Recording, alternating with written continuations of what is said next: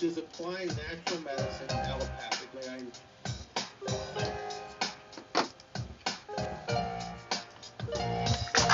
And once again, I want to say greetings to each and every one of you, Aquaba, and welcome. Welcome to another round of the Conscious Rockstar Report here on LIV Radio, LIV TV, here on livinginblack.com. My name is Kedia Wadu, aka the Conscious Rockstar. Weekday mornings, you and I get to go live. We come at you from 9 a.m. Pacific time. That's 12 noon Eastern time, 5 p.m. GMT, and 8 p.m. East Africa time. We get together with you, and we deal with culture, consciousness, historical perspectives. We deal with entertainment, economics, education, health, labor, law, politics, religion, family, conflict, future studies, Pan-African affairs, climate change, sovereign and sustainable development, all areas of human interactivity and development. Today's date, it's Wednesday. It is the, let me get this right, it is the 5th day of February, 2025 in the Western calendar. This corresponds to the year 6265 in the Kemetic calendar, to which we've realigned our cultural clock.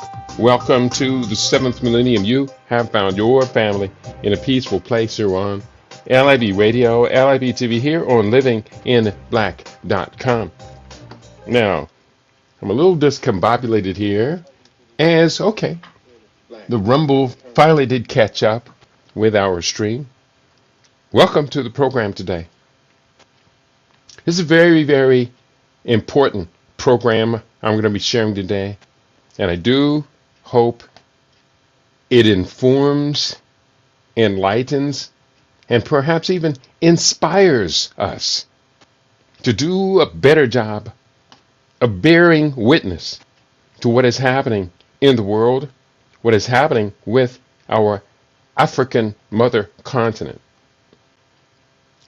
The theme of today's program, Colonial Demons Won't Die. The origins of M23 rebels in the Democratic Republic of the Congo. News headlines have reported on the constant conflicts that have affected the Democratic Republic of the Congo for decades. It is estimated that as many as 5.4 million Congolese have died in this 64-year-old crisis, with 4.6 million displaced people in just the two eastern provinces at the heart of the fighting.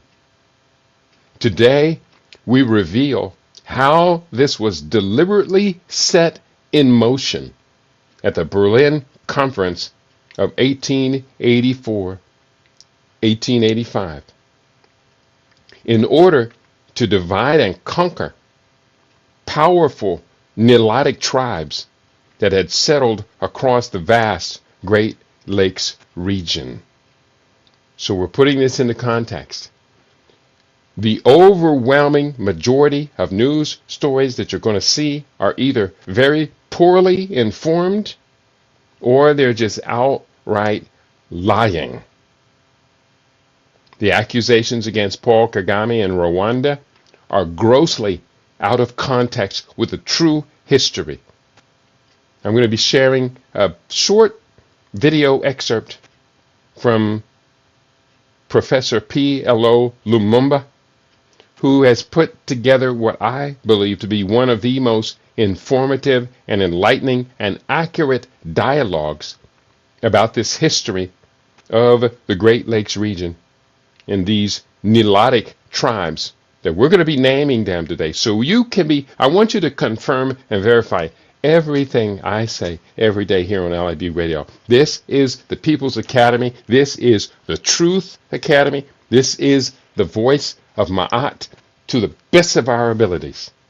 And we're going to try, always, consistently try to only tell usable truths. We don't have to hide away. We don't have to hide from history. We have to comprehend history. We have to be masters of history in order to be masters of our fate captains of our soul. So let's go into this research for today. I used multiple AI search engines to be able to pull together facts and history. I pulled a lot of resources together, and this is actually going to go into the upcoming book, The African Future. And I'm very excited about this book. We have been doing chapters on Mondays and Tuesdays from the book. This one, I didn't necessarily start out with this report to make it a chapter of the book, but I understand now it absolutely, undeniably must be a chapter of the book because we have to deal with the roots of conflict across Africa. If we are to solve this problem about African security for our future and our children and future generations, we're going to have to understand the roots of these conflicts. So let's go into that. Inquiry. I began with this inquiry. Accusations of atrocities reportedly by M23 in the Democratic Republic of the Congo. Who investigated and verified such atrocities?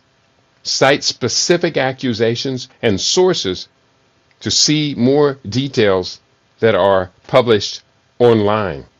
That was my initial inquiry to the AI search engines, and here is the story that comes back as I piece together not just from AI searches, but from my knowledge, from the history books, and from brilliant, insightful individuals such as Professor PLO Lumumba, such as Dr. Erikana Chiombodo Kwao. The Democratic Republic of the Congo conflict, deaths, and displacement. Since the assassination of Patrice Lumumba in 1961, the Democratic Republic of the Congo, the DRC, has experienced significant conflict, leading to a high number of casualties and displaced persons.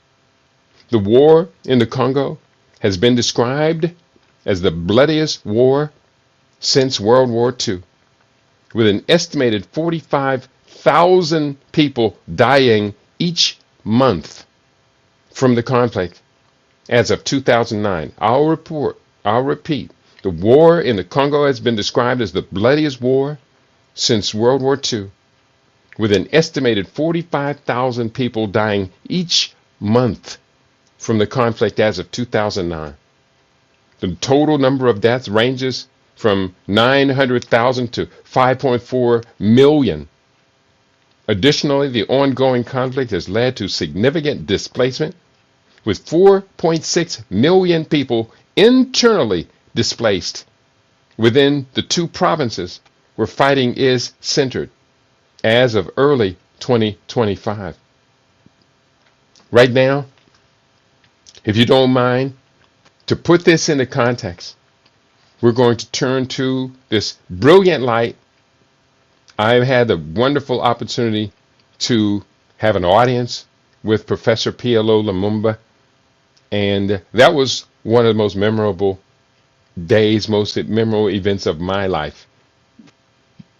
It is an honor and a privilege to have ingratiated myself into Professor Lumumba's circle of association.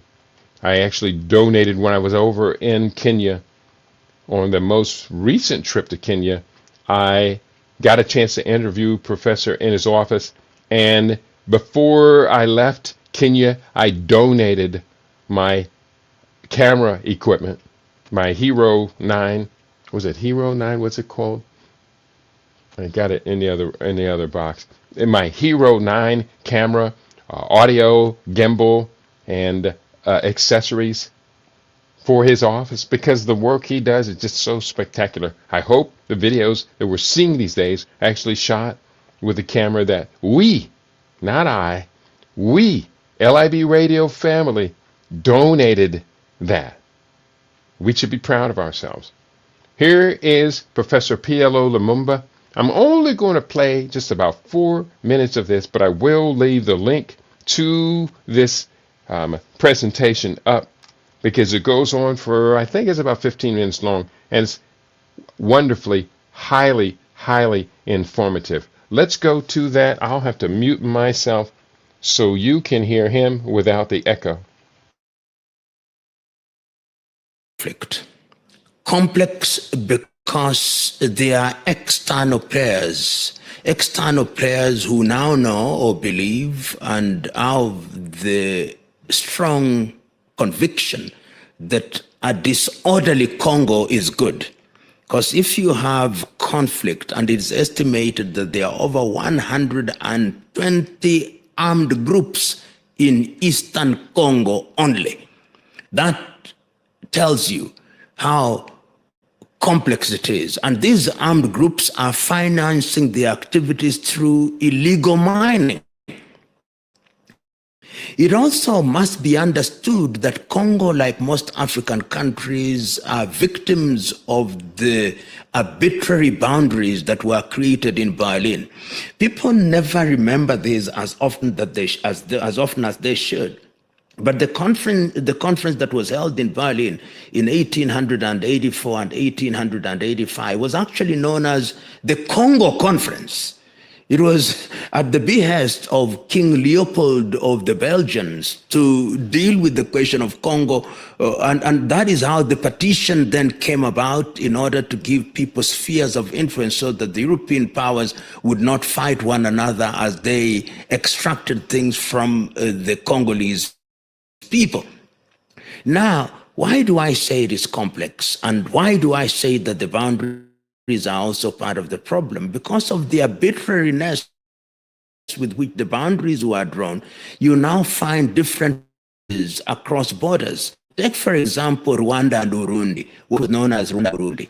You find people who were described as Tutsis and Hutus, and you find also a large population of the Tutsis, sometimes referred to as the Banyamulenge, who are in Congo, so that they are Congolese.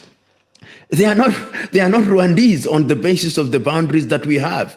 Nyerere, the former president of Tanzania, actually during the early days in 1970, when he was asked to mediate, said, when we talk about the Tutsi in Congo, they are not Rwandese, they are Congolese, according to the boundaries that we inherited. And for that reason, it is incumbent upon the governments and administrations in Congo to treat them as Congolese. The fact that they have their kith and kin in Burundi and in Rwanda does not make them Rwandese or Burundians. And he made this example, he gave this example. For example, the Maasai in Kenya and the Maasai in Tanzania, they are Maasais, but they are those who, by dint of the boundaries, are now Kenyans and others Tanzanians. And that is yet another fact. It is a conflict which has given birth to what is now known as the M23. The M23 are people of Tutsi origin who are Congolese. But they are now being told, no, you are not Congolese, you are Rwandese, and that is why you see the frequent accusations that the Rwandese government is supporting them, and the frequent denials by the Rwandese administration that they are not supporting them. All right, I'm going to pause the video at that point. There's a natural pause point at 4 minutes. Maybe we'll come back to it by the end of the program if we have a little bit of time at the end. I cannot overemphasize this point. This man, Professor P.L.O. Lumumba, the Kenyan scholar, lawyer, the founder of the P.L.O. Lumumba Foundation, presents us with one of the most brilliant, insightful analyses of all significant affairs, political, economic, societal, cultural affairs dealing with the African continent. Professor P.L.O. Lumumba had been brought in to the Rwandan or the Kenyan government almost in a similar position that we see Elon Musk now working for Donald Trump. He was not a member of parliament, not an elected official. He was brought in by the government to help Kenya to root out the systemic corruption within Kenyan governance and leadership. And his criticism of the effort to eliminate corruption in Kenya became a part of the very same narrative. He was really overwhelmed by the corrupt forces that he was there to extrapolate. So that's another conversation for another day. You've heard the voice of Professor PLO Lumumba numerous times here on LIB Radio, and we salute him.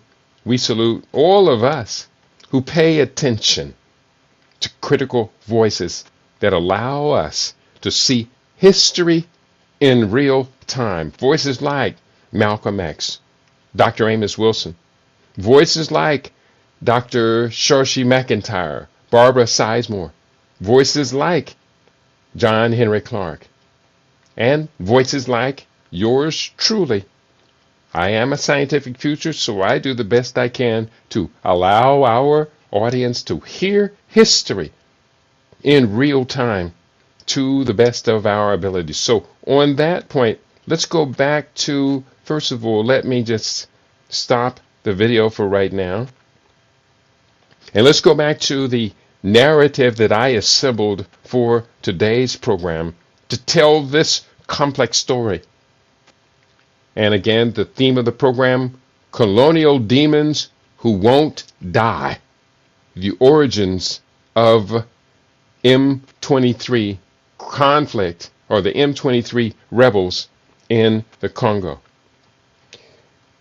Let's go to the Berlin Conference, 1884, 1885, which again, Professor PLO Lumumba just informed me, and I'm sure I'm not the only one, that it was originally deemed the Congo Conference. When we look at the details of the conference, we can definitely see how its primary focus was on the richest land mass resource basin on the planet, the Democratic Republic of the Congo. The Berlin Conference of 1884, 1885 had a profound and lasting impact on Africa, particularly in terms of national borders. Here are some relevant quotes that highlight the lingering effects of the conference. Several quotes I'll share. I think I have five quotes from John Niesman, Peter Mueller, and Harm de Blige. I guess it's from a book they wrote together. Quote, "The Berlin Conference was Africa's undoing in more ways than one. The colonial powers superimposed their domains on the African continent. By the time independence returned to Africa in 1950, the realm had acquired a legacy of political fragmentation that could neither be eliminated nor made to operate satisfactorily."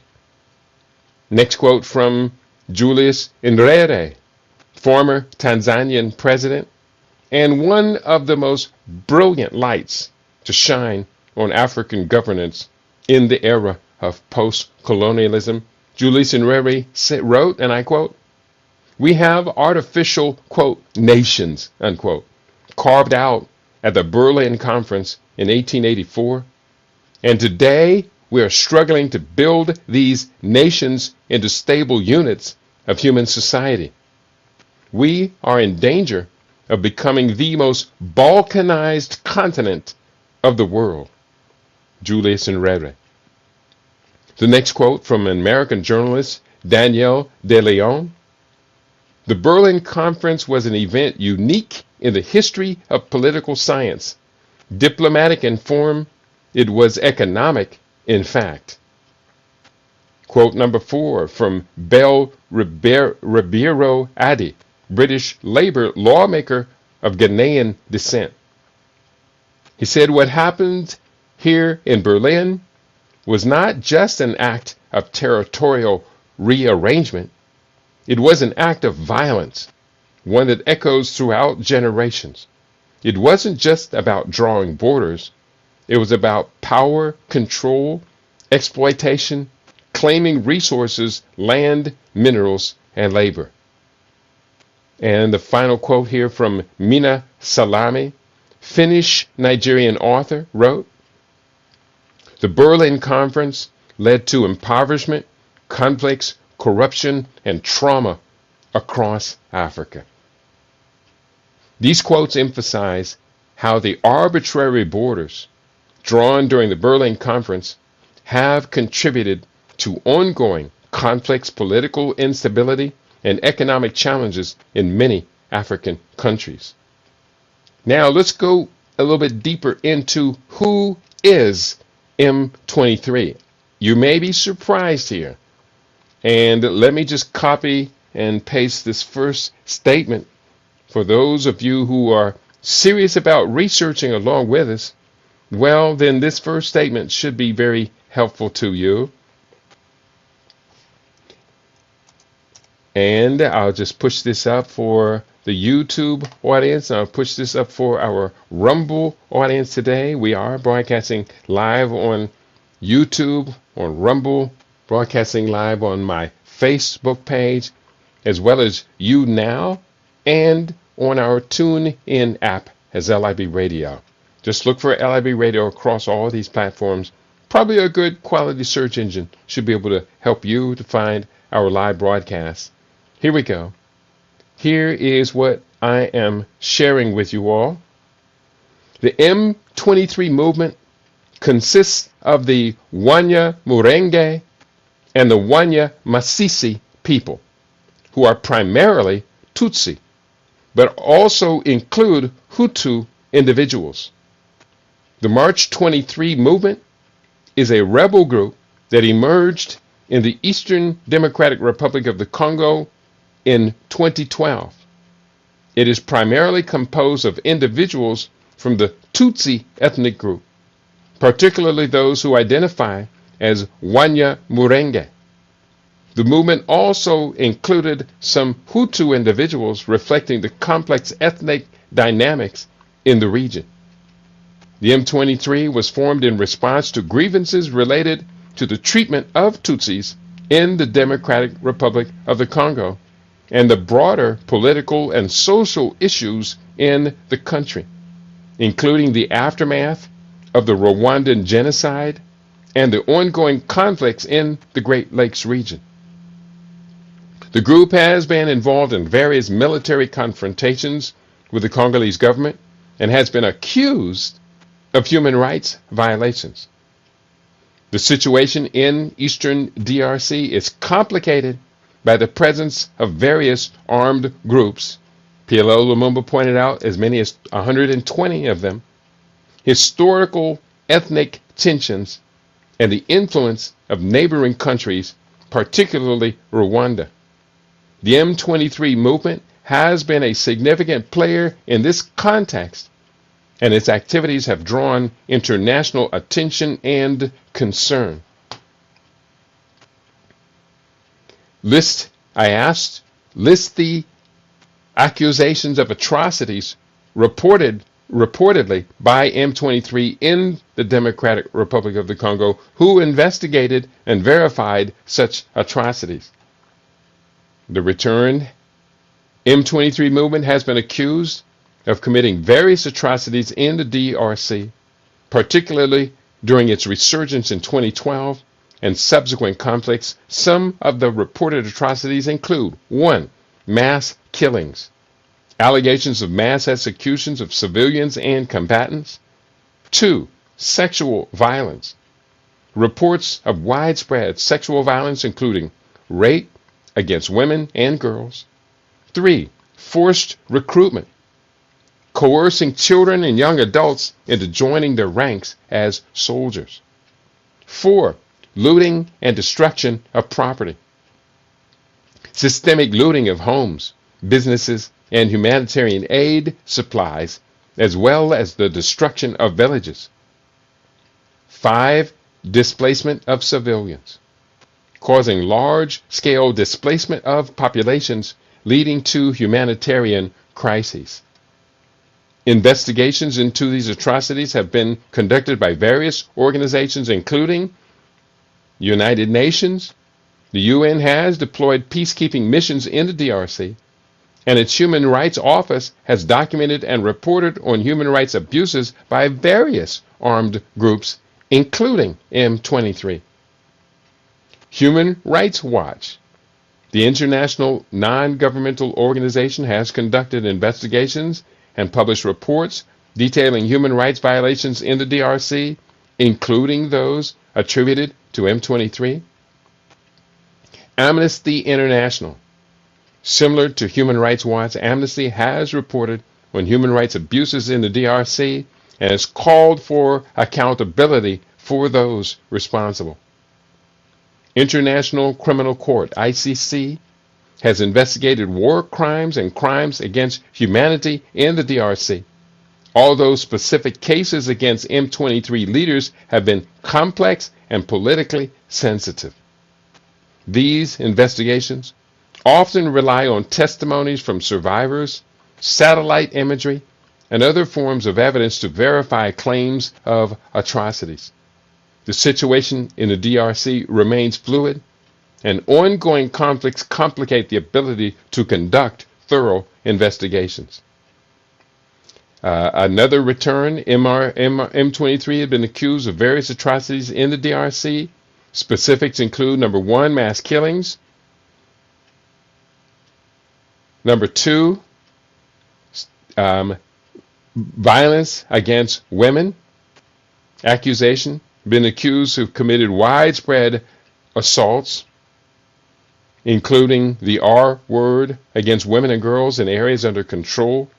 That source from Human Rights Watch has published reports such as You Will Be Punished 2013, which documents this type of volume, SA violence. I know with YouTube now, you got to be careful which words you say. It doesn't matter what context it's in. If YouTube decides you are an enemy, then they will take whatever I say and use that to attempt to neutralize and take us off of their platform. That's the way it is. It is their platform. Number three, forced recruitment. M23 is reported to forcibly recruit children and young adults in their ranks. Source reports from UNICEF and Human Rights Watch highlight the issue of child soldiers in the DRC, including those recruited by M23. Point number three, looting and destruction of property. Or this would be number four, looting and destruction of property. The group has been accused of looting homes, businesses, and humanitarian aid supplies, as well as destroying villages. Source from the UN and various NGOs, including Amnesty International, have documented these actions in their reports on the conflict in eastern DRC. And number five, displacement of civilians. Accusation: M23's activities have led to the displacement of hundreds of thousands of civilians. In fact, I reported earlier as many as 4.6 million displaced in just the two eastern provinces, the points of conflict. Additional sources for more details include United Nations reports. The UN Group of Experts on the DRC publishes periodic reports that detail the activities of armed groups, including M23. They can be found on the UN's website. Human Rights Watch, their website, contains various reports. Amnesty International, International Crisis Group, they provide analysis and reports on the conflict in the DRC, including the role of M23. So I asked, now we want to go into a little bit deeper. During the course of the investigation so far, I came across the name of the ethnic groups that were established in that region, the Great Lakes region, which includes Eastern Congo, it includes Uganda, includes parts of Kenya, Rwanda, and Burundi. As I started to investigate, we realized these peoples that were divided up at the Berlin Conference inhabited the entire Great Lakes region. So now let's start to identify who those people are.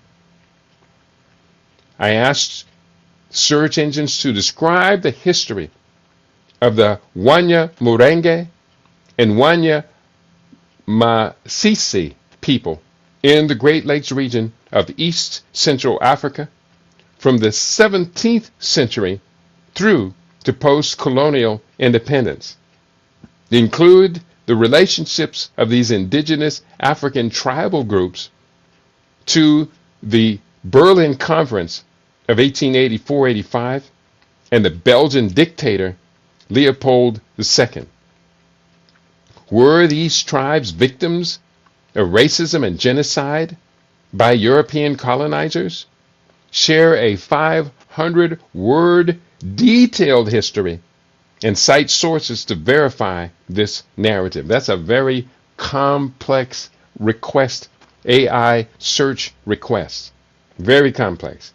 But I have found that the more you talk to the specifics about what you want from AI, the more accurate it will be, and not just give you generalized skimming of history. So here is the historical background that they returned. I use multiples. In the 17th century, the Wanya Murenge and Wanya Masisi were part of the larger Bantu migrations that spread across the Great Lakes region. And these Bantu migrations I call the Nilotic migrations, because they actually began from southern Sudan, where you have the Dinka and other groups that are definitely related to the Tutsi, the Wanya Murenge, Banya Murenge, and the Wanya Masisi groups that are central to this report. So we're talking about the Wanya Murenge and Wanya Masisi people are ethnic groups primarily located in the Eastern Democratic Republic of the Congo and parts of Rwanda and modern-day Burundi, used to be called Urundi. Their history is intertwined with the broader social-political dynamics of the Great Lakes region and East Central Africa, particularly from the 17th century through the post-colonial period. So I've repeated that. In the 17th century, the Wanya Murenge and Wanya Masisi were part of the larger Bantu migrations that spread across the Great Lakes region. They primarily engaged in agriculture and cattle herding, establishing communities that were influenced by social-political structures of neighboring kingdoms, such as the Kingdom of Rwanda.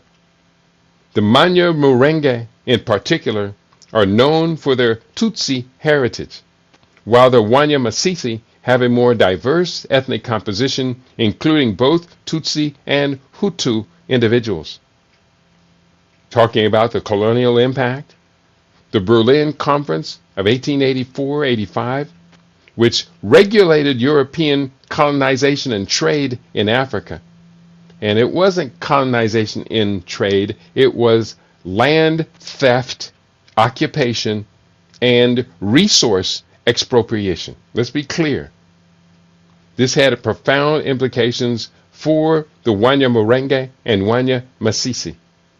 The conference led to the partitioning of Africa among European powers, with the Congo Free State being claimed by King Leopold, the dictator of Belgium. Leopold's regime was marked by extreme exploitation and brutality, particularly in the extraction of rubber and ivory. The indigenous populations, including the Wanya Murenge and Wanya Masisi, were subjected to forced labor, violence, and significant population decline due to harsh working conditions and disease. It is estimated that under the brutal dictatorship of King Leopold II over the quote-unquote Congo Free State, it is estimated that the population was reduced from 30 million to 10 million people. That is mass-scale genocide that Jews claim to have 6 million exterminated, murdered during World War II at the hands of the fascists. But the claim is 20 million exterminated in just the Congo under Leopold II. I'm not saying we should be measuring who's suffering is worse against another people's suffering. But what I'm saying is the world should not ignore the massive outcome of that Berlin conference, just on the Congo alone, and the resonating impact of redrawing African borders and splitting up powerful groups continues to this day all over the continent. Leopold II's administration is often characterized as genocidal, as millions of Congolese people died. 20 million died as a result of exploitation, violence, and famine. The Wanya Murenge and Wanya Masisi were not exempt from this suffering. They faced systematic oppression and violence that disrupted their traditional ways of life. The colonial policies exacerbated ethnic divisions, as the Belgian authorities often favored certain groups over others, leading to tensions that would persist long after independence. In the post-colonial era, following the end of colonial rule in the 1960s, the DRC, formerly Zaire, experienced significant political turmoil. The Wanya Murenge and Wanya Masisi, like many other ethnic groups, found themselves navigating a complex landscape of power struggles, often influenced by the legacy of colonialism. The rise of Mobutu Sese Seko's dictatorship further marginalized many ethnic groups, leading to widespread corruption and human rights abuses. And there was an event, and I'm going to talk about it just briefly here, the Simba Rebellion.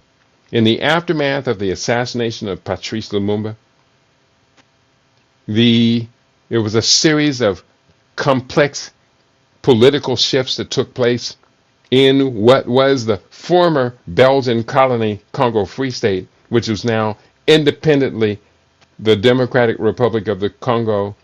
And then under Mobutu, he changed the name to Zaire. A lot of detailed conflict going on there. It's too much to include in one chapter of a book, too much to include in this report. There are some powerful documentaries. I think I have them linked in this document. I can post them up for anyone who wants to know much more about it. I know I watched at least an hours of documentaries to define and spell out the complexity of what was going on there. Anybody in my listening audience want to say hey? I don't have a large audience for today. I think that the pain of what is taking place in the Democratic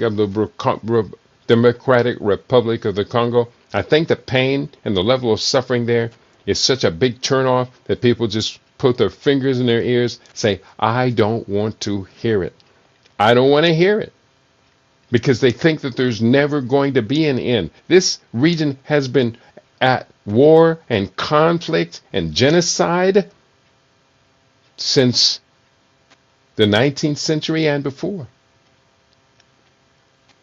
So we can understand why people are so avoiding of it. From a Pan-Africanist point of view, the only way we will ever be able to find peaceful, long-term, and lasting solution is by understanding the origins. The more that I study this week, the more I can see, yes, this can be resolved, but it's going to require a major contribution from the diaspora, from the African diaspora. Those of us raised outside of the continent or have left the continent now can see the continent from an external point of view. Now we can see the conflict resolving. But it's going to take a phenomenal investment. I continue with my research I pulled up. And nobody's talking to me, but at least can I get you to hit the like button on your browser wherever you're listening to it? Just hit the thumbs up arrow.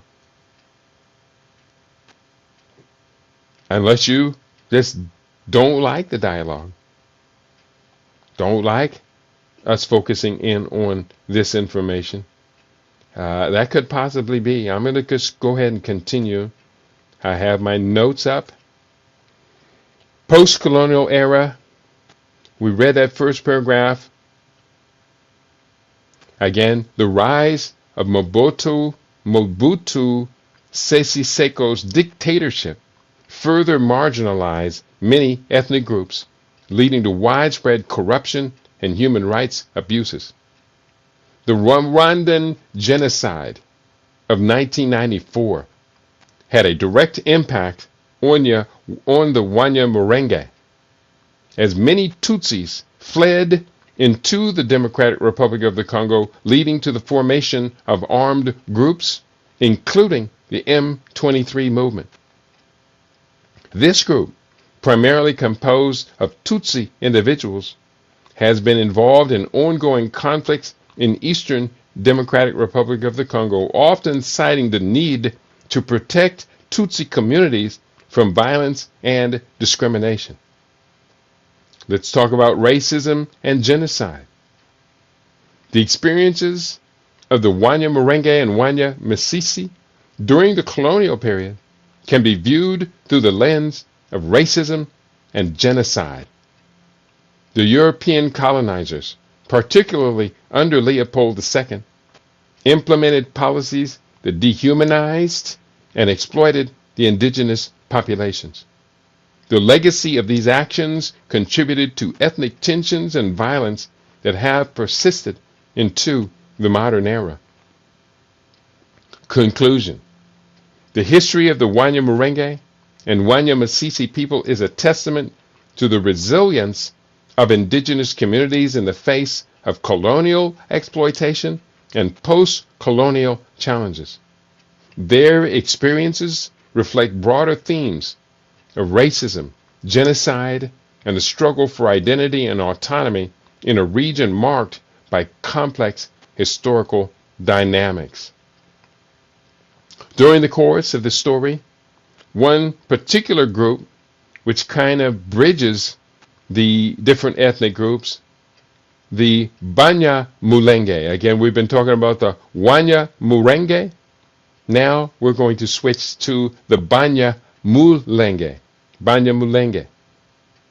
The Banyamulenge are a subgroup of the Tutsi ethnic group, primarily located in the Eastern Democratic Republic of the Congo, DRC, particularly in the South Kivu province. They are known for their distinct cultural identity and historical ties to the Tutsi people of Rwanda and Urundi.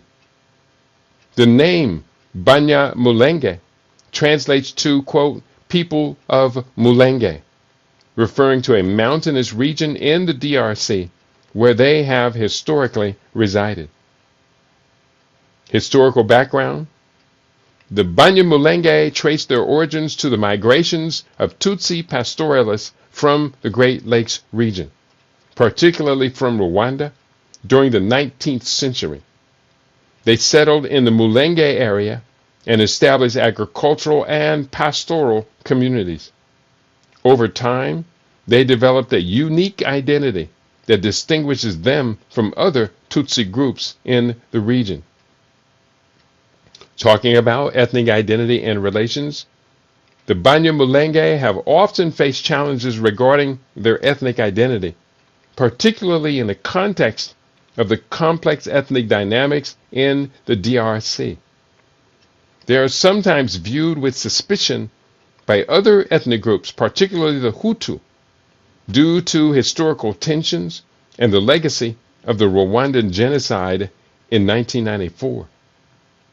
The influx of Tutsi refugees into the DRC during and after the genocide further complicated their position, as many Banyamulenge were seen as aligned with the Rwanda Tutsi-led government.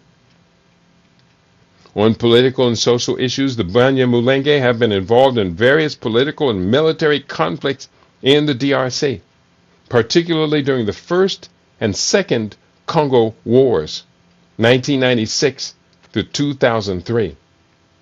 They formed armed groups such as the Rally for Congolese Democracy, the RCD, to protect their communities and assert their rights in the face of violence and discrimination.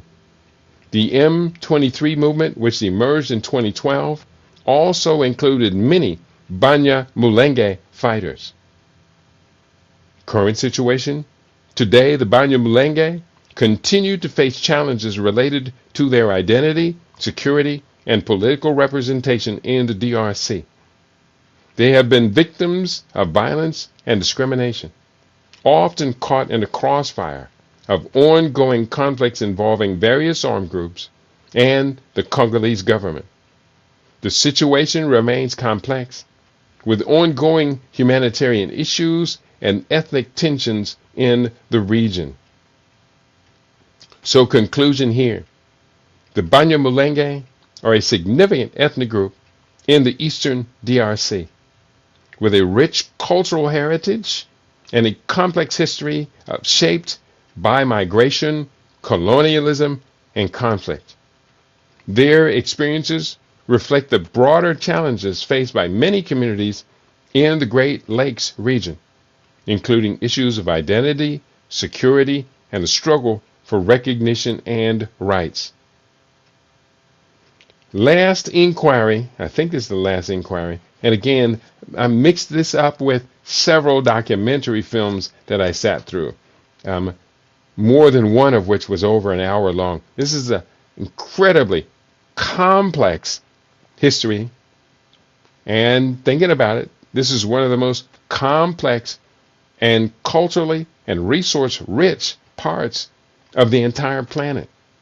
So when we look at other parts of the planet with very complex history, especially with a lot of conflict, what immediately comes to mind is the Fertile Crescent, that Eastern Mediterranean which bridges Africa, the Arab East, the Arab Western Asia, and bridges the Caucasus Mountains and the bridges into Eastern Europe. The Fertile Crescent, so-called Israel-Palestine, Lebanon. Donald Trump, in his day-to-day foolishness when he opens his mouth, the latest thing Donald Trump is saying that he wants to control Gaza Strip and move the Palestinians out to friendly countries while American companies come in and rebuild the quote-unquote Riviera of the Middle East. That's what Donald Trump says. You can expect stuff like that to come out of his mouth on a daily basis. I ask of the AI search engines, give a detailed chronological narrative of ethnic and political affairs in the Great Lakes region of East Central Africa from the beginning of the 20th century. Include the transfer of German-ruled colonies and the transfer of these lands to Belgium, France, and Britain. Include the rebellion against the murderers of Patrice Lumumba and the origins of M23 as a protective force for Congolese Tutsi ethnicities. That was an interesting inquiry. Here's what it returned. Here is a detailed chronological narrative of ethnic and political affairs in the Great Lakes region of East Central Africa from the beginning of the 20th century. Here's a summary. Point 1. Early 20th century. German colonies. German colonization. The German Empire established its colonial rule in East Central Africa, including present-day Rwanda and Burundi. In the late 19th century, the German colonial administration was marked by exploitation and harsh treatment of the local populations. And in fact, Germany has in recent years, apologized to Namibia, which was the colony of Southwest Africa. They've apologized for the genocide against these beautiful, humble, peaceful, gentle people of Namibia. The Germans practiced their fascist genocide on Africans first. Point 2. Post-World War I, transfer of colonies. The Treaty of Versailles, 1919. After Germany's defeat in World War I, the Treaty of Versailles transferred German colonies to the Allied powers. Rwanda and Burundi were placed under Belgian administration as League of Nations mandates. So already the Berlin Conference has divided it up, and the Germans got some of that, Tanganyika, Cameroon, and other parts, including Rwanda and Urundi. And then, after losing that war, the other powers in the region, colonial powers, confiscated Germany's holdings. And therein lies one of the primary reasons of the rise of fascism in Italy and Germany, because they wanted colonial lands. I'm not even going to begin to suggest that they had any right to colonial lands in Africa. None of them had any rights. And we're still battling these conflicts 100 years and more later. Post-World War I, transfer of colonies. Number 3, Belgian rule and independence movements. Belgium ruled Rwanda and Urundi as a single unit known as Rwanda-Urundi. The Belgians implemented a system of ethnic classification, favoring the Tutsi minority over the Hutu majority, which sowed seeds of ethnic tension, and the worst genocide to have occurred in modern civilization was 1994 in Rwanda, where for 100 days Rwandans slaughtered other Rwandans at the tune of 8,000 people per day for 100 days. Horrible, horrible tragedy. Continuing. Independence movements. In the late 1950s and early 1960s, independence movements gained momentum in both Rwanda and Burundi. Rwanda and Burundi gained independence in 1962. Point 4, Congo crises and the assassination of Patrice Lumumba. Congo became independent from Belgium in 1960. The Democratic Republic of the Congo gained independence in June 1960. Patrice Lumumba became the first prime minister. Shortly after independence, the Congo experienced a period of political instability known as the Congo crisis. Lumumba was overthrown in a coup and subsequently assassinated in January 1961. His assassination was as a result of internal and external political conflicts, including Belgian involvement, including American coordination of the assassination by Frank Carlucci, who Colin Powell referred to as my mentor and best friend. That Frank Carlucci, who, while in the CIA, under the guise of a goodwill tour by the musician Louis Armstrong, under the guise of that, they got into the Congo and coordinated the assassination, the torture and assassination of the Honorable Patrice Lumumba, whose name will forever be sweet on our lips as the symbol of courageous leadership, brilliance, and eloquence of tongue, but whose light was diminished just as he stepped onto the stage to lead the Congo. We can only imagine what would have happened had Africa been able to protect this brilliant light, Patrice Lumumba. We can only imagine. Post-independence ethnic conflicts, the Rwanda genocide, 1994. Rwanda experienced a genocide where approximately 800,000 Tutsis and moderate Hutus were killed. The genocide was driven by deep-seated ethnic tensions exacerbated by colonial policies. The First Congo War, 1996 to 97. The First Congo War involved multiple African nations and resulted in the overthrow of Mobutu Sese Seko, the longtime dictator of the Democratic Republic of the Congo. The war also saw the massacre of Hutu refugees in Zaire, now known as the DRC, by the Tutsi-led Rwandan Patriotic Front.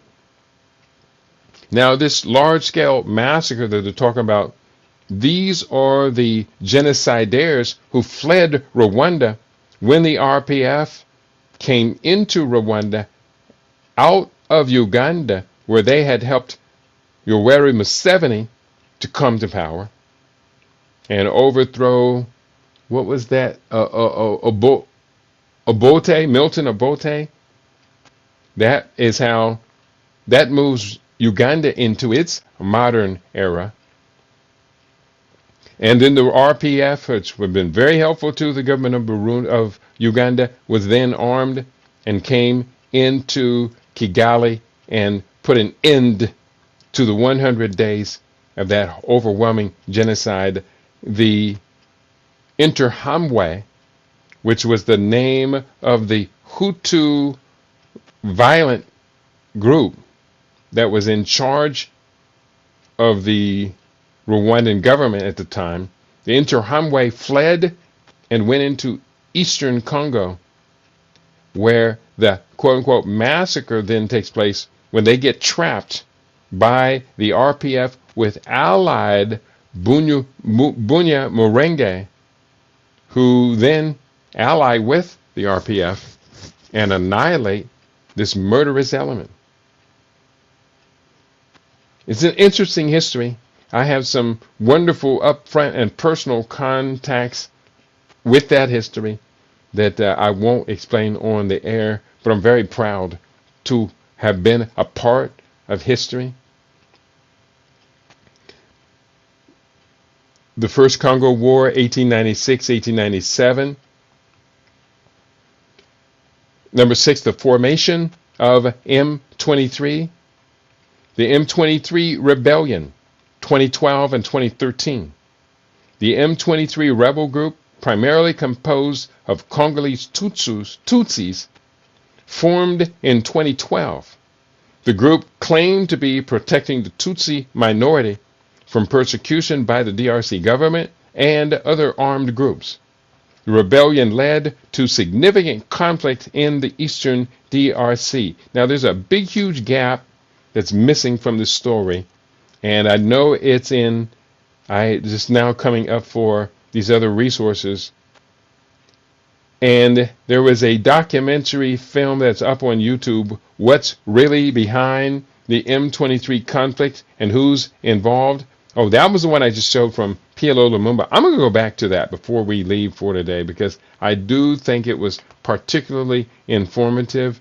And, you know, you can never hear too much of the voice of Professor PLO Lumumba. But there was another piece of the story that's missing right now, and I'm going to see if I can find this piece of the story. This is very important. I'm going to go into pull up one of the chat engines I use. I kind of rotate. I don't rely on any one. This is an AI chat. And describe 10 key points of the Simba rebellion in the DRC and how this connects to the assassination of Patrice Lumumba. There's a lot of details to this. I could have added 2 or 3 more prompts in that AI inquiry. But let's just go ahead. I'm just going to go with that. We're looking for 10 key points, and how does this relate to the assassination of the first leader, the prime minister of independent Democratic Republic of the Congo. Copilot's AI returns the following. Sure, here are 10 points about the Simba rebellion in the DRC and its connection to the assassination of Patrice Lumumba. Point 1, background. The Simba rebellion, also known as the Oriental Revolt, Oriental province, is one of the two eastern provinces, along with Kivu province, where we see this conflict has emerged, was part of the larger Congo crisis that occurred between 1960 and 1965. Point 2, time frame. The rebellion took place from 1963 to November 1965, with some holdouts continuing resistance until the 1990s. Point number 3, location. The rebellion was primarily centered in the eastern part of the DRC, particularly around Stanleyville, modern-day Kisangani. Point 4, leadership. The rebellion was led by followers of Patrice Lumumba, including figures like Christophe Gibenge and Gaston Sumialat, or Sumialo, I think it would be pronounced. Or it might be Sumialat. Number 5, ideology. The Simba rebels were inspired by Lumumba's vision of a socialist and anti-colonial Congo. Point 6, initial success. The Simba rebels initially captured large parts of eastern Congo and proclaimed a People's Republic at Stanleyville, which we now know as Kisangani. Point 7, international involvement. The rebellion received support from the Soviet Union and China, while Western powers supported the Congolese government, and that Western powers included significant numbers of mercenaries, a large percentage of which came from apartheid South Africa. They just wanted to kill some blacks. And so they came into the Congo, these mercenaries, and one of the key points is a large number of these mercenaries were captured by the forces loyal to Patrice Lumumba's vision of the Congo. Conflict and casualties. The rebellion resulted in significant casualties, including the execution of at least 20,000 Africans by the rebels and the deaths of 392 Europeans. They didn't say anything about how many Congolese were killed by the mercenaries, along with American mercenaries and Belgian mercenaries that were involved in this as well. Number 9, government response. The Congolese government, backed by Western mercenaries, I guess they did mention them, and military advisors, launched major counteroffensives that eventually defeated the rebels. United States sent in the Air Force to assist the Congolese government, which at that time was forming to produce Joseph Mobutu Sese Seko. He was not yet in power. I think he came into power around 1965. But he is a military officer in the standing against the Simba rebellion. And this military officer allowed him to then assemble the type of power that allowed him to overthrow the Congolese government with the assistance of the CIA and become the long-term dictator that the world despises so much as Mobutu Sese Seko. And point number 10, legacy. The Simba rebellion is remembered as a significant event in the Congo crisis and the broader context of the Cold War in Africa. Now, connecting this to Patrice Lumumba's assassination, point 1, the political context. The assassination of Patrice Lumumba in January 1961 was a catalyst for the Congo crisis, which included the Simba rebellion. And again, Lumumba is assassinated January 61, which is the very same month of the inauguration of John Kennedy.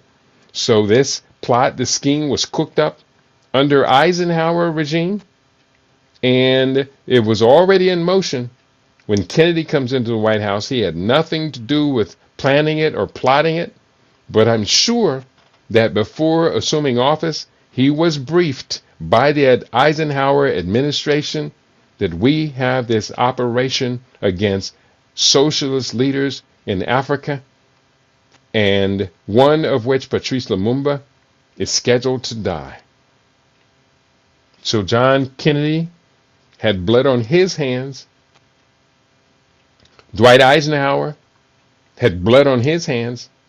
He was, of course, being driven by the National Security Act of 1947, the official beginning of the Cold War, even though the Cold War really begins in 1946 with a Greek Civil War. But now with the national security establishment, the CIA and all of that established, and the impact of the Dulles brothers, Eisenhower then becomes a puppet in this machinations that we now know as the Cold War shadow government. There was one name for them, the wise men, which included the Dulles brothers and their peers. There's a complex history of the world that we're still unwinding and explaining to all who would be interested to learn, to know about how the world operates. Very serious. Now, I'm going to be wrapping it up here real soon. Let me see how much time we got up. Okay, we got a few more minutes. And no one, let me double check, no one commenting. I have a large audience, but no one commenting means we may not understand what's being said. I have been a functioning Pan-Africanist scholar, researcher, writer, reporter, author. I have 16 books on Pan-Africanism. I'm writing 2 other books right now along these areas. One is a historical book on medicine, and the other is the African future. So I love these subject matters. I know I'm not the only one who loves them, but sometimes I feel like I'm the only one willing to poke my head up and talk about what we have discovered. Connection to Patrice Lumumba assassination, Lumumba's ideals. The Simba rebels were motivated by Lumumba's vision of a united socialist Congo free from colonial influence and continuation of the struggle. After Lumumba's death, his followers continued to fight for his ideals, leading to the formation of the Simba Rebellion. And there's more to this story. There's so much more. I'm going to wrap up today's conversation with a few more words from Professor P.L.O. Lumumba, who had actually said his parents did give him this name in honor of Patrice Lumumba. That's where his name is, in honor of Patrice Lumumba. So Professor P.L.O. We're going to go back to, we had this video up, and I'm going to go forward to this video once again. We're going to share the screen. And I'm also going to encourage you to look for the books that I've written. I shipped out a book just yesterday, went in the mail to my brother Juma on my story, my narrative, my documentation of Kenya's Land and Freedom Army struggle, who most of us know as the Mau Mau. That struggle from late 1952, or is it 51? I don't have the book handy. So that struggle of this uprising in the East African colony of Kenya, rebelling against the British, which really instigates the last of direct colonial rule of Britain over African lands. They realized after that that they would not be able to fight the way they had to fight in Kenya. They would not be able to fight like that in Uganda, in Egypt, would not be able to fight like that in Nigeria, in Ghana, in these other lands where the British had assumed colonial dominance and rule. They did have to fight a very fierce fight in South Africa against the Boers, the Dutch who had been established there. And the Boers beat them. So they did not want to fight similarly like that in Rhodesia, Northern Rhodesia or Southern Rhodesia.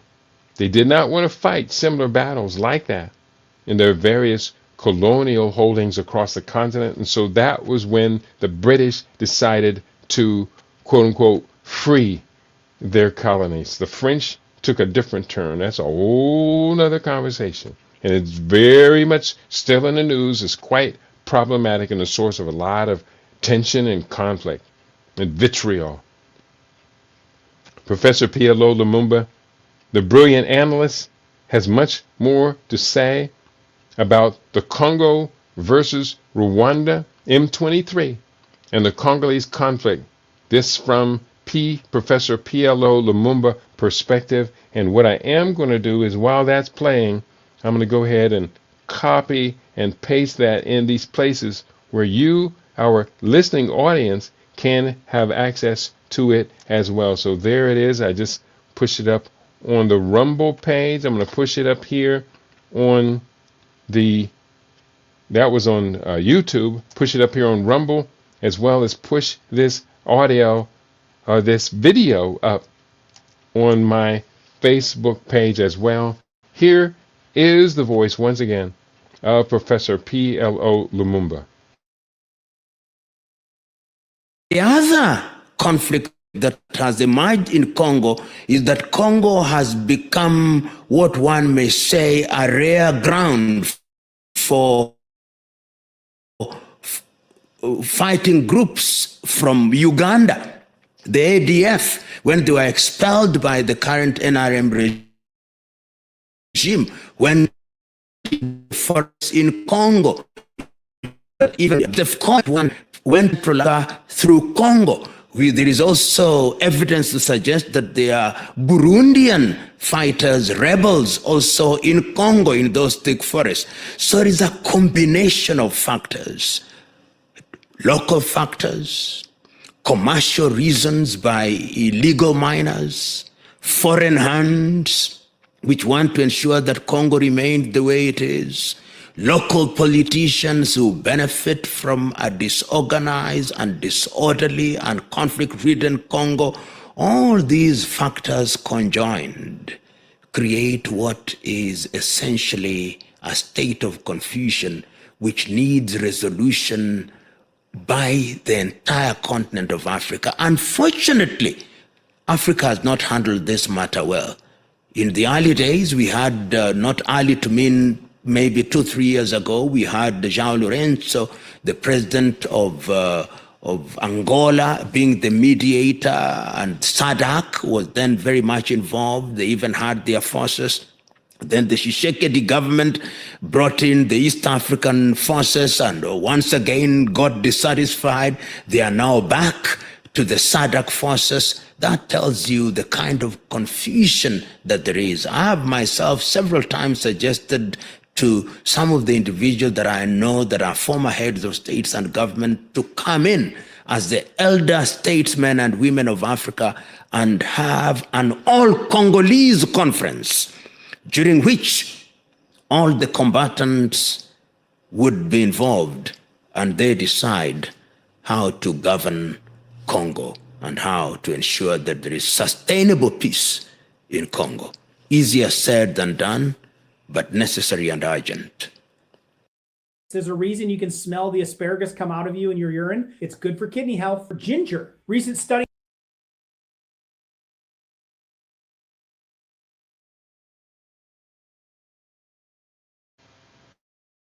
I am back again, unmuted. And that was Professor PLO Lumumba. I did post up the link what's really behind the M23 conflict and who's involved from Professor PLO Lumumba. What I am going to do right now is I'm going to see if I can find this documentary that I was viewing just yesterday on this topic. And go to my YouTube and look through the history, because the documentary that I was watching on this before was on the history of the Simba Rebellion. Let me go down here. Let me double check my history. Can I find it? History right there. And it's going to show me the list of documentary films that I was watching just yesterday. And bear with me, as you do not want to see. I did have a wonderful documentary that I would recommend. Kagame addresses EAC leaders on the DRC Congo crises. That was very informative. The crazy story behind the man who tried to overthrow the Congolese president. And I have this other one that's very disturbing. Someone posted this up. Mulema, and that's Mulema, Julius Mulema, the head of the Electronic Freedom Foundation, EFF, in South Africa, directly threatens Rwanda President Kagame for killing a South African soldier and invading the DR Congo. Personally, I think Julius Mulema just needs to stand down. This is over his head.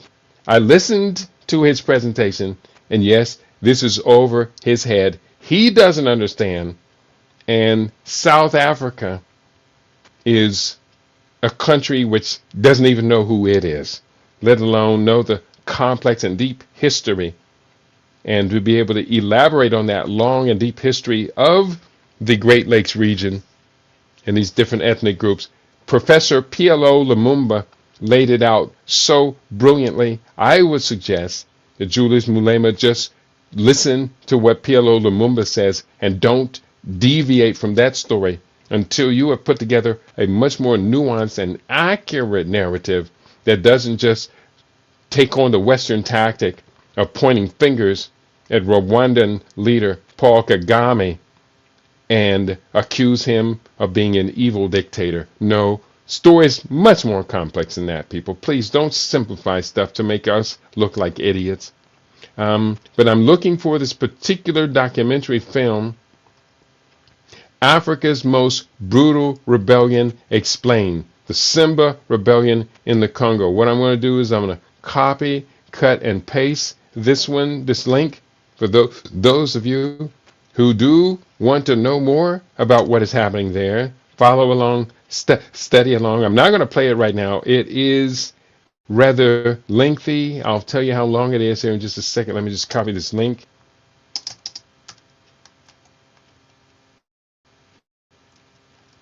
And this documentary film is 40 minutes long. So that's not unreasonable at all. And so I highly recommend it. And should you choose to become informed at the highest level, I'm going to ask, can you stay in contact with me? Can we collaborate? Can we cooperate? I'm looking to build a 12-member team, capable of interfacing between ourselves as functional Pan-Africans across the diaspora, interfacing ourselves with governments, universities, public and private partnerships across the African continent for the purposes of sovereign, sustainable development, industrialization. In fact, I was just as Professor PLO Lumumba was speaking, I had started to make a list of actions that we could do as persons who love Africa, who are committed to sustainable, sovereign African development, of things that we could do. So let me just real quickly share this list that I just started on the list. It's probably, I got up to point number 4.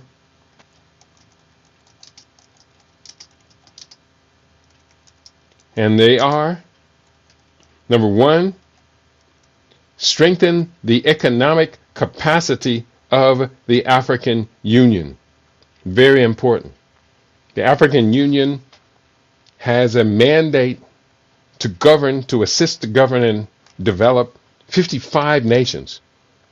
African continent has more nations on the continent than any other continent, including vast Asia. African continent has more nations at 55.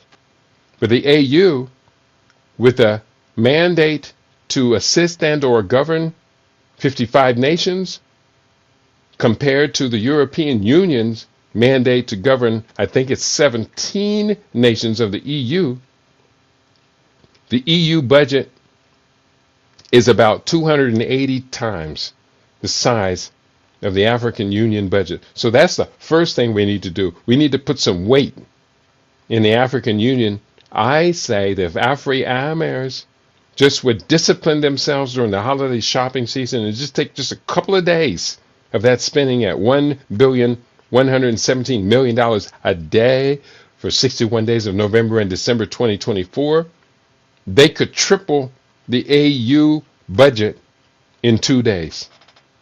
From current $700 million a year, could triple that to over $2 billion a year. And again, that would still be less than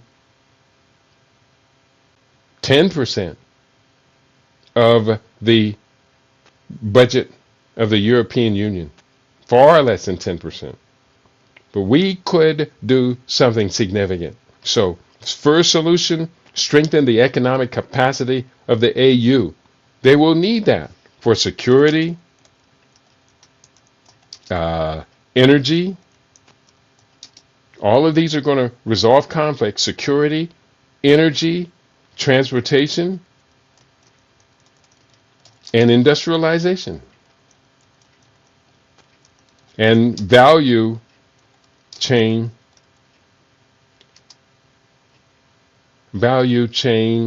growth. It's not the word I'm looking for, but there's a word, it'll come up later. Point number 2, Pan-African solutions.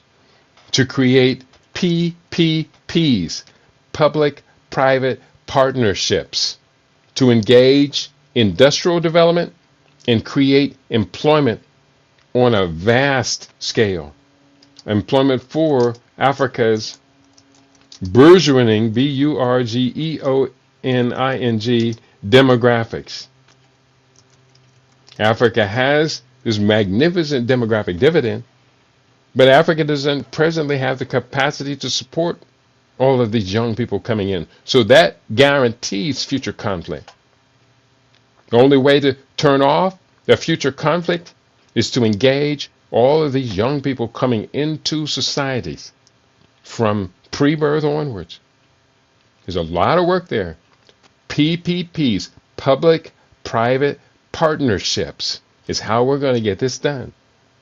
Point number 3, we could and we should develop sister city relationships with our counterparts on the continent. So wherever we are, we can form a group of 10, 20, 25, 50, 100 people that will commit to one particular African nation and or region, province, or city. Say, I'm here in Las Vegas. If I was able to find 10 people concerned, then we could go to any given nation. Ghana comes readily to mind. And we could find a similar group of just like ourselves in Accra, Kumasi, the Gold Coast, and mutually develop, share resources, ship technologies back and forward, support schools, create software that they could use to empower themselves, and work with innovation hubs. Those of us who are innovators here, let's partner with, Africa has some 260, I believe at my last count, innovation hubs, startups, places where young entrepreneurs go to innovate, create, invent, and make the transformative agencies and organizations that are going to be part of the African future. Point number 4, I'm putting on this list: inform the public about this detailed history. A lot of our people just don't know. And that's kind of embarrassing, really, that we're so poorly informed while the rest of the world is just racing to get there and sew as much of it up as possible before we wake up and realize that African people on this planet are sitting on the gold mine, not a gold mine, the gold mine to empower the global economy for the next 500 years and beyond. That we're just sitting on it, acting like it doesn't even exist. Acting like Donald Trump carries our destiny, whether that be good or bad. People, we're ignoring the gold mine. So people got to be informed. I'm going to further write, and I talked about this a little bit earlier, but I'm writing this as a line item here: partnership with Africa's many innovation zones. Number 6 on this list: create vital industries necessary for development,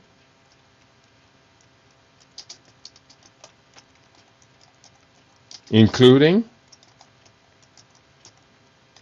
education, media, entertainment, sports.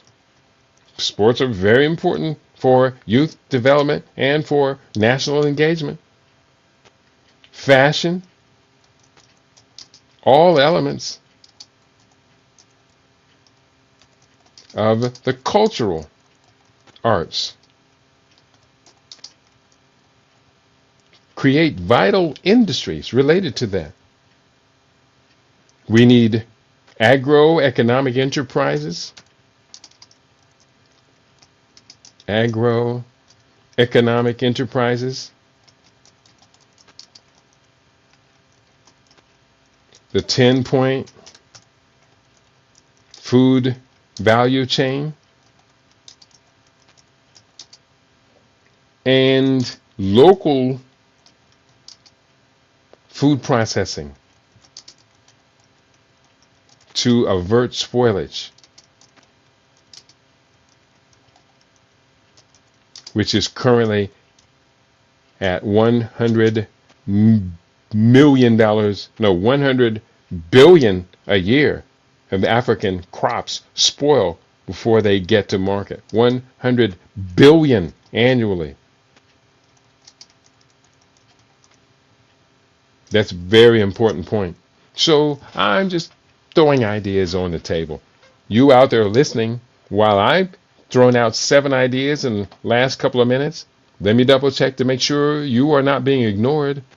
And you are not being ignored, but you are ignoring this conversation and what I'm saying. So on that note, let me go ahead and wrap it up. I write books on these topics. I write books such as Africa Rising, Dawn is Breaking in the East. Books such as The New Scramble for Africa.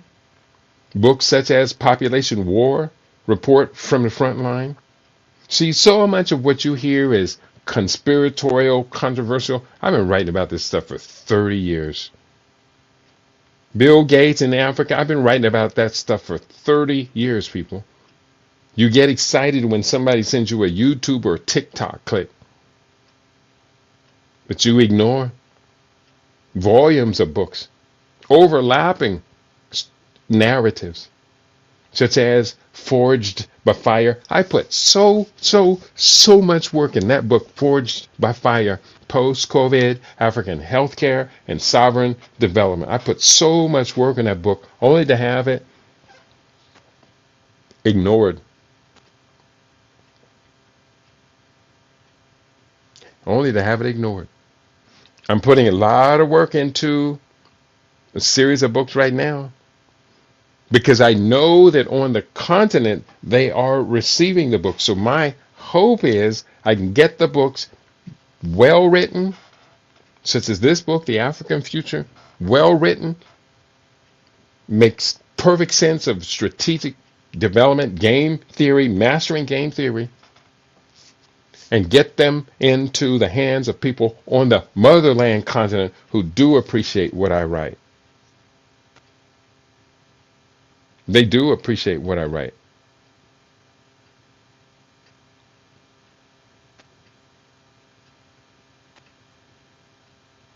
Afri-Amers, you're sitting on the gold mine to become the wealthiest people in America. I've often asked this question, what would you do? I'm asking this of Afri-Amers. What would you do if you had, as a nation, sub-nation, a $24 trillion line of credit? What would you do? Some people can't answer the question because their brain can't even expand into a realm to answer a question like that. Our imagination has been trapped in deprivation and lack of self-esteem. What would you do with a $24 trillion line of credit?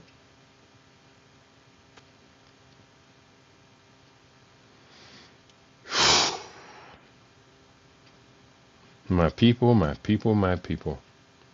We perish for lack of imagination, lack of information, lack of being educated to think strategically. I'm not going to give up despite this gross deficit. Had a wonderful long conversation with a group yesterday. And they brought me in, they said they want me to do the first Tuesday of every month. And after my first presentation to them, I don't know whether they were stunned or whether they just left the conversation. But when it came to Q&A, long period of silence, waiting for people to respond. Long periods of silence. And I was happy to see that one person bought one book. That's better than the second half of last month, when I went 2 weeks without selling a book from my Amazon website. I buy more of my books than everybody else combined, holding them in inventory in case someone wants one. I can ship it out right away. This is a sad set of affairs we have found ourselves in. We're paralyzed and fade to black. The downward trajectory is an exponential curve. The longer it goes on, the faster is the decline. The further the decline, the less we're able to pull out of such a steep decline. Fade to black, the passing of a great race. So I do write books. Some of us do read books. We encourage those of us who do read books, stand up, keep a higher profile. The young people aren't seeing us. If you do still read books, I have just what you are looking for. At http://kidi.biz/CRP 2012. If you do still read books, I have just what you are looking for. Try your brother. Test it. Check it out.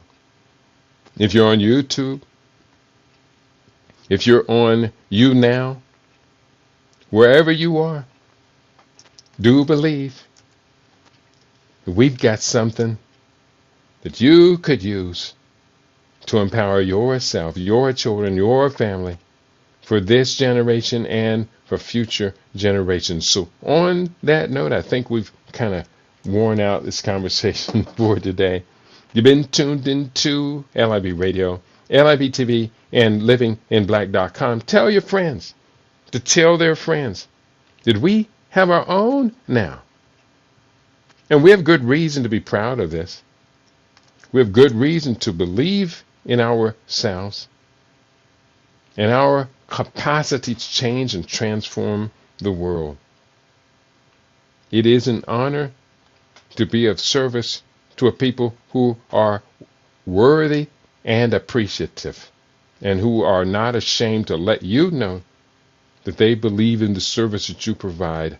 I do a lot of work with health, and right now the health related work that I do is in horrible crisis mode. Horrible crisis mode. I do my best, but if you reject it all, there's nothing I can do for you. This stem cell rejuvenation, revitalization class that I'm doing right now, I should be turning away people because so many people need to rejuvenate their body. You can see the book.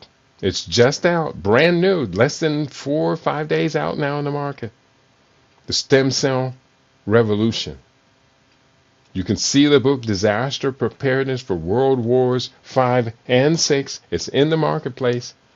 And you can see the other book, Living Superfood Solutions.